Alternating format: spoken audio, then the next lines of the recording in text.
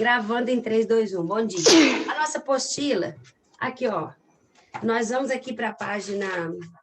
Eu pedi vocês para fazer dever? Pedi, não pedi? Vocês têm me mandado. Um olhar sobre os elementos da narrativa. E nós já falamos sobre os elementos da narrativa. Lembra do pente que a Thames ensinou para vocês? Personagem, enredo, narrador, tempo, espaço. Isso são os elementos da narrativa. E aí eu falei para vocês na última aula sobre o último que eu falei com vocês, acho que foi o enredo. Foi o enredo? Não, foi o espaço. Nós falamos de personagens, elementos da prosa. Ó, estrutura do enredo. O que é que tem no enredo? O enredo, né, tem a apresentação, depois o clímax, né, com a complicação, depois o clímax e o desfecho. Depois do enredo, nós temos os narradores. Narrador é tranquilo, porque nós já revimos no ano passado o narrador personagem, que é aquele que conta a história e participa dela, geralmente em primeira pessoa, do singular ou do plural, né? Eu nunca pude entender a conversação que tive com a senhora há muitos anos, nunca pude, eu. O narrador observador, ele é neutro, ele só narra fatos que ele vê, certo? Ele não participa, e ele não sabe de tudo, né? O narrador neutro, ele conta em terceira pessoa. O narrador intruso, ele não participa da história, mas ele dialoga com o leitor. Machado de Assis, que adora dialogar com o leitor. Sabe, você, leitor, não deve estar gostando desse livro? Deita a mão desse livro, não vai ler, não. Mas quando ele faz isso, qual que é a intenção do Machado de Assis? Ironia pura, né? Quando ele fala com o leitor assim, larga esse livro para lá, não vale a pena, não. O leitor fala, opa, como é que o próprio autor, né, o próprio narrador fala comigo assim, que não é para eu ler o livro? Então, alguma coisa que tem. Isso já é a psicologia inversa, né? Quando ele fala para o leitor não ler, justamente é o que o leitor vai fazer. Então, o narrador intruso é aquele que dialoga com o leitor, certo? É bastante bacana, né? Porque o leitor vira um coautor da produção literária, ok? O onisciente é o deus da narrativa, né, gente? Ele sabe de tudo, ele conhece o presente, passado e futuro dos personagens, certo? Ele conhece os pensamentos, os desejos, os anseios dos personagens, certo? O narrador intruso. Aí nós temos um trecho da Vidas Secas, do Graciliano Ramos, da cachorrinha baleia, que encostava a cabecinha fatigada na pedra, a pedra estava fria, certamente sim, a Vitória tinha deixado o fogo apagar-se muito cedo. Por que o narrador sabe disso? Né? Porque o narrador é um narrador onisciente, tá? Ele sabe de tudo. Depois, as narrativas polifônicas são aquelas narrativas que várias pessoas narram a parte da história. Né? Essa narrativa, ela é um pouco complicada, porque, por exemplo, vai desvendando um crime, cada pessoa dá o seu depoimento. Então, a narrativa vai ficando mais complexa, sabe? Então, cabe ao leitor... nunca vê um livro assim, não, né? Não, a gente nunca leu um livro assim. Porque, na verdade, ô Maria, essa narrativa ela é muito complicada para se entender. E, assim, o livro que a gente tem de maior destaque no Brasil com a narrativa polifônica é um livro, Crônicas da Casa Assassinada. Ele é um livro muito grande e ele, assim, não faz parte da lista de livros nossa, né? Mas é bastante bacana lembrar dele, tá? Crônicas da Casa Assassinada, que narra a decadência de uma família da aristocracia mineira e, assim, os pecados, os prazeres mundanos, incestos que eram cometidos, e aí cada um vai contando uma parte, sabe? Cada um conta a sua versão da história. Só que depois isso tudo é desfeito, porque o padre, como o padre sabe de tudo, é que as pessoas confessam com o padre, e o padre vai e narra a última parte, aí o padre desvenda todos os mistérios e segredos. Por exemplo, a relação incestuosa, que a gente acreditava que tivesse acontecido, na verdade não aconteceu, porque aquele menino que tem relação com aquela moça não é filho dela, é filho da irmã dela, então é um pouco de incesto ainda, né, porque é sobrinho, mas não é tão pesado como a gente imaginava. Então, assim, e é um livro um pouco pesado, sabe? A narrativa, perceberam, né? É um livro bastante pesado. Aí acredito que é por isso que não faça parte da nossa lista. Mas tem um outro livro que nós já lemos, não foi da época de vocês, que saiu da lista há 2 anos. O Drácula. O Drácula é a partir de cartas, né? Então, é uma narrativa polifônica. Cada personagem ali conta a parte dele, né? Drácula. A última turma que leu Drácula são os meninos que estão na 3ª série hoje. Ele é uma narrativa polifônica. Ok? Ó, depois nós temos o espaço, que eu falei para vocês que o espaço, ele é muito importante. Ele chega a ser um personagem na história. Ano que vem vocês vão ler O Cortiço, do Luiz Azevedo. O cortiço é o lugar onde as pessoas vão morar e elas são modificadas pelo meio. Aquela teoria do Hipólito Time, né? De que o homem é modificado pelo meio. O homem é produto de 3 fatores: do meio que vive, da sua hereditariedade, né? Da genética, e do tempo histórico, né? E a gente percebe isso aí no cortiço. O cortiço, ele acaba fazendo com que as pessoas, assim, de bom caráter que vai morar lá, acabam ficando, levando a vida como as que moram lá mesmo, né? Perde vergonha na cara, digamos assim, entendeu? Então, o espaço, ele condiciona as decisões do personagem, então ele é importantíssimo, tá certo? O espaço é muito importante na narrativa. E depois o tempo. O tempo, nós temos o tempo cronológico, que é aquele que obedece à ordem de fases da lua, estações do ano, né? A ordem cronológica privilegia a linearidade da narrativa, marcada em dia, meses e anos. Não tem flashback, não tem salto na narrativa. O tempo histórico, que é aquele que nós temos presença de personagens fictícios com personagens históricos, como vocês leram ano passado, o Certo Capitão Rodrigo, né? Bom dia, e me espalho, nos pequenos eu dou de prancha e nos grandes eu dou de talho, lembra? Que ali a gente percebe um pouco da história do Rio Grande do Sul, né? E até o Bento Gonçalves faz parte da história, né? Bento Gonçalves é parte da história do Brasil, ele faz parte daquele enredo ali. Um outro livro que tem tempo histórico que vocês leram é O Menino do Pijama Listrado, né? Que contextualiza a Segunda Guerra Mundial. O tempo mítico, que é aquele do folclore. Era uma vez, once upon a time. É igual o Chicó fala, quando ele é arguído sobre alguma situação muito escabrosa, que ele conta, né, que as mentiras, todos o João Grilo fala assim, como que foi isso? Ele fala, não sei, só sei que foi assim. Ficou 3 dias direto em cima da égua, correndo, atravessou até o Rio São Francisco, foi parar em outro estado, e a égua nem reclamava de carregar ele. O João Grilo fala, eu ia admirar se ela reclamasse. Mas como é que foi isso, Chico? Eu não sei, só sei que foi assim. Essa imprecisão de acontecimentos é o tempo mítico. O tempo cíclico é a circularidade da narrativa, né? Do mesmo jeito que ela termina, ela começa. É assim, para mostrar que, às vezes, esse desconcerto humano, ele não tem um fim, entende? É as respostas para as perguntas do desconcerto humano não tem um fim. Dá o tempo cíclico.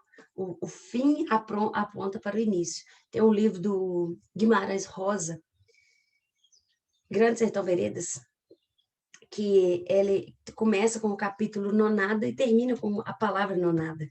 Então, Ô, Maria, que quer dizer mudança. Então, é a mesma coisa. Oi, amada, fala comigo.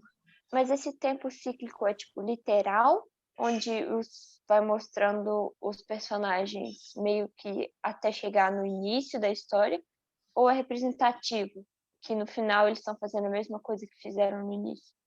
É representativo, Maria. É igual, por exemplo, não tem a obra do Lewis Carroll, como é que chama? A menina que cresce comendo bolo, gente. Alice no País das Maravilhas. Como é que eu esqueço o nome disso? Alice, a história da Alice no País das Maravilhas, ela começa com as duas irmãs sentadas na beira do rio e uma dorme. E aí ela acorda contando para a irmã dela, né? O que ela viveu. E só que quando ela acorda, na verdade, ela está sonhando o que ela está contando. Então é o ciclo da vida, entendeu? Não termina. Quando termina, aponta para o início, ou seja, um retorno eterno, tá certo? Ah, E sim. depois o tempo psicológico, que é aquele mais complicadinho de entender, porque ele é muito desconexo, né? Ele vai e volta o tempo todo, né? O personagem às vezes tem um devaneio, ou ele está imaginando, ou ele está mesmo narrando fatos desconexos, e aí cabe ao leitor alinhavar e saber que parte que é presente, o que é futuro e o que é passado, que está usando para elucidar algum fato do presente, né? O leitor que tem que ordenar isso aí, esses delírios do personagem, tá certo? Então, depois do tempo, nós temos personagens, protagonista e antagonista, não podemos entender protagonista sendo do bem, antagonista sendo do mal, porque não é assim. O protagonista pode ser o do mal, né?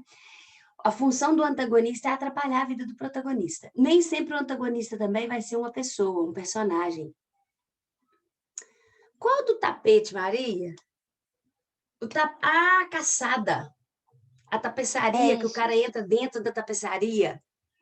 É cíclico, porque quando ele entra dentro da tapeçaria, ele descobre que ele é a caça. Então ele morre. Mas a gente não sabe se ele morreu, né? A gente não sabe se ele morreu ou se, na verdade, ele está só imaginando que ele morreu, porque ele pode ter tido um mal súbito ali. Ele sentiu uma flechada no coração, né? Então, ele pode ter tido um mal súbito e ter morrido. Mas ele pode também estar imaginando como que é o final da vida dele, né? Olha aqui. Esse antagonista nem sempre vai ser um personagem. Lembra do Robinson Crusoe, que ficou lá 29 anos na ilha? Lembra como que ele sentia medo das forças da natureza, uma vez que teve um terremoto, ele passou muito mal, até viu um anjo descendo com espada na mão, falou, agora você vai morrer. Lembra disso? Então, o antagonista dele ali eram as forças da natureza, tá certo? Até chegarem os selvagens, né? Depois que os selvagens chegaram, os selvagens viraram antagonistas. Os personagens secundários são aqueles que caminham ali lado a lado, mas não tem, assim, tanta importância na narrativa. E os personagens tipos são aqueles que são construídos a partir de estereótipos humanos. É um personagem que representa uma boa parcela da população, tá certo? A gente consegue perceber característica de muita gente naquele personagem caricatural. Os tipos de discurso que nós temos, discurso direto, que quando o narrador dá a voz ao personagem na íntegra, o discurso indireto, que é quando o narrador fala a fala do personagem, e o discurso indireto livre, que é assim, a gente não consegue saber se é uma opinião do narrador ou se é uma opinião do próprio personagem, fundem as ideias de narrador e personagem, ok? Então, ó, interrompendo, já mandei isso aqui para vocês? Eu já mandei isso aqui? Já mandei? Esse... Acho que não. O login do Instagram da sala, o Matheus tem, eu também tenho. Depois eu te passo, me chama lá. Foi o Matheus que mandou para mim. Aqui, eu vou mandar para vocês então, tá? Esse coisa aí agora. Mas, agora que acabar a aula. Depois que nós já vimos os elementos da narrativa aqui, do apólogo, bastante bacana essa conversa da linha com a agulha, né, gente? A agulha toda, eu abro o caminho para você passar. Mas quem vai no corpinho da dama para os bailes sou eu. Você volta lá, ó, a caixinha de costura. Depois nós vamos ter os componentes estruturais da poesia. Um olhar sobre os elementos da poesia, do poema. Pois é, olha. Aí nós temos aquela belíssima imagem, né? Não preciso falar muita coisa, ó. Esse homenzinho de um olho só, com essa parreira de uva na cabeça. E narrando as grandes navegações. Camões! Quem podia ser? Deixa eu achar aqui o outro slide que eu preciso mostrar para vocês. Cadê, gente? Hoje tem tanto slide aberto aqui. Achei. Um olhar sobre os elementos do poema. Já falamos os elementos da narrativa, né? Agora um olhar sobre os elementos do poema. Os elementos do poema nós estudamos lá no 8º ano. Não foi comigo não, né? No 8º ano vocês não estudaram comigo não. Amém. Mas vocês estudaram com a Rose. Elementos do poema, a gente vai falar de estrofe, verso, métrica, rima. Lembra? O nome da estrofe de acordo com o número de versos. Né? A estrofe que tem 4 versos é chamada quadra ou quarteto. Estrofe de 3 versos, terceto, igual o soneto. O soneto tem 2 estrofes quarteto e 2 estrofes terceto. E outra característica do soneto, que é um poema com forma fixa. Todos os versos são decassílabos. Às vezes podem ser dodecassílabos, né? Podem ter 12 sílabas poéticas, mas o mais normal de se ver são 10 sílabas poéticas, ok? Então, esses elementos do poema que nós vamos ver aqui, ó, eu fiz até um slide aqui que eu vou passar para vocês também, que isso aqui, gente, é só revendo o conteúdo, tá? Nós só estamos revendo o conteúdo. Classificação dos versos quanto ao número de sílabas. Os versos, eu vou separar ali, né? De acordo com o que eu falo. Rua torta, lua morta. Tua porta. A última sílaba eu não conto, porque eu só vou contar ela se ela for, eu só vou contá-la se ela for um monossílabo, mais, pó, pé, dó, lá, sol. Ou se ela for acentuada, né? Se ela for tônica, de um modo geral.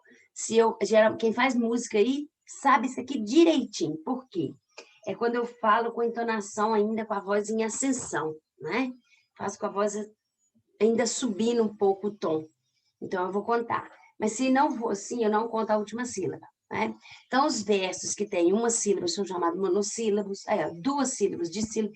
Na valsa cansaste, ficaste prostrada, turbada.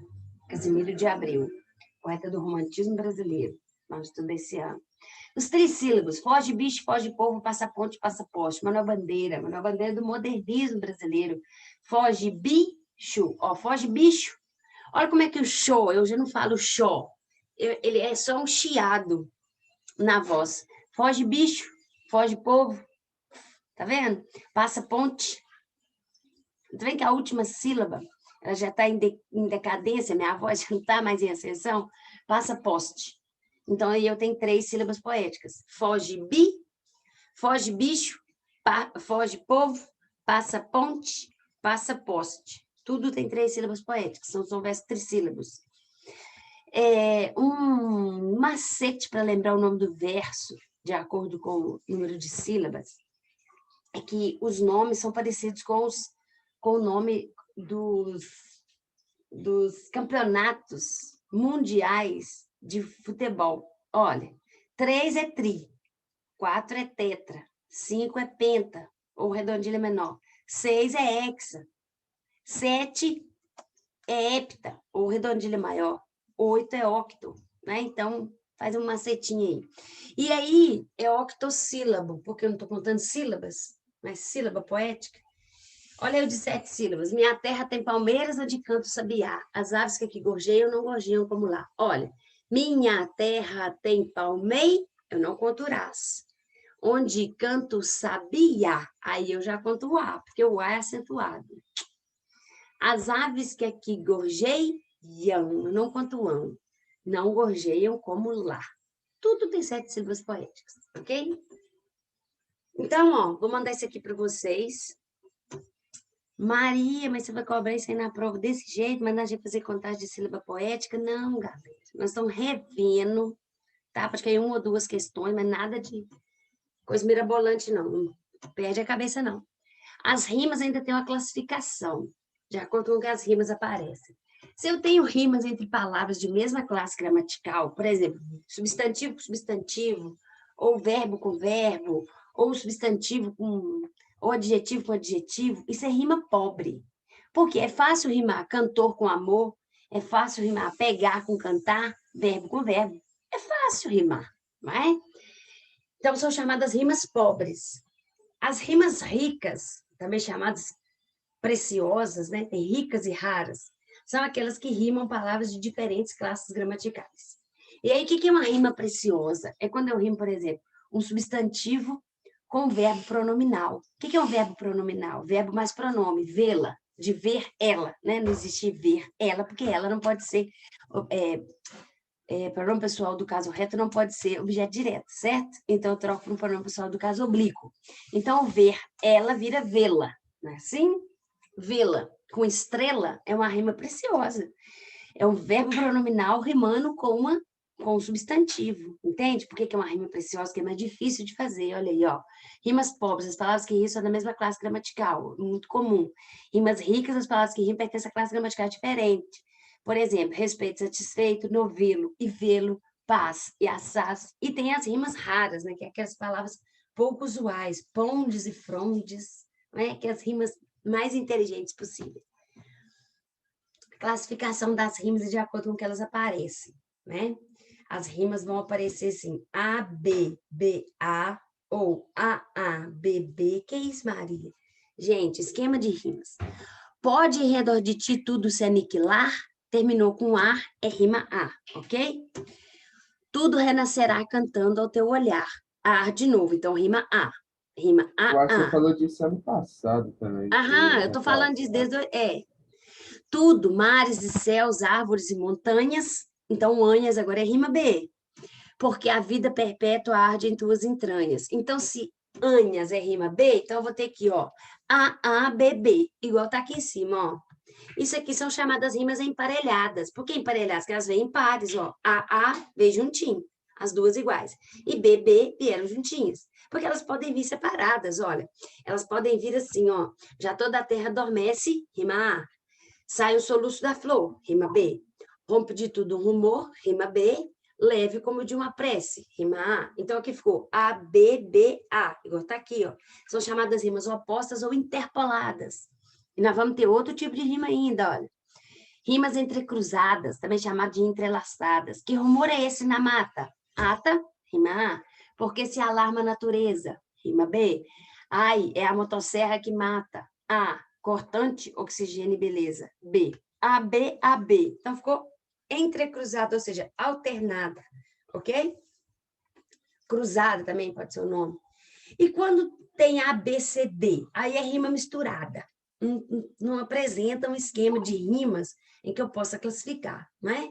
Tem uma estrofe lá com 8 versos, A, B, C, D, E, F, G. Uai, então, rimas misturadas, ok? Vou mandar esse aqui para vós, vocês. O que é estrofe? Todo mundo sabe o que é estrofe, né? Um agrupamento de versos separado ali por uma linha em branco. De acordo com o número de versos, a estrofe também recebe nome. Um estrofe com um verso é chamada monóstico, com 2 dístico, com 3 tercetos, que é o que tem no soneto, e é o haikai, né? É um terceto. Quadra ou quarteto também tem no soneto. Quintilha, sextilha, sétima, oitava, nona e décima. Passou disso daí, estrofe com mais de 10 versos são chamadas irregulares, ok? Estribilho ou refrão é um verso que se repete em cada estrofe ou uma estrofe que se repete no poema, né? É o refrão, isso aí. Aí, acabou também. Vou interromper aqui de novo. Deixa eu ver aqui.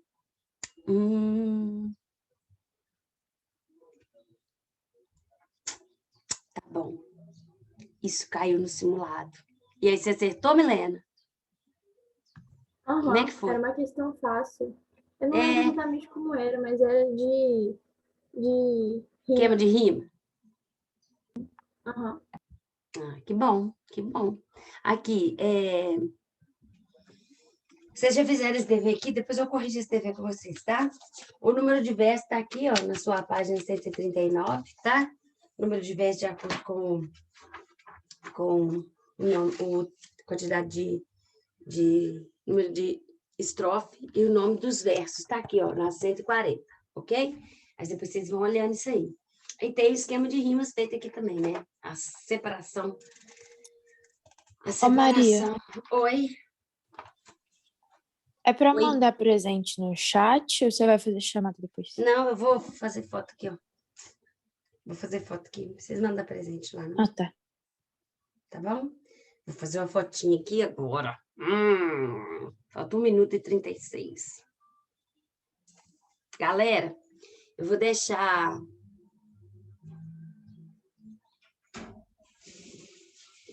uma aula. Diga a nossa prova, quarta-feira?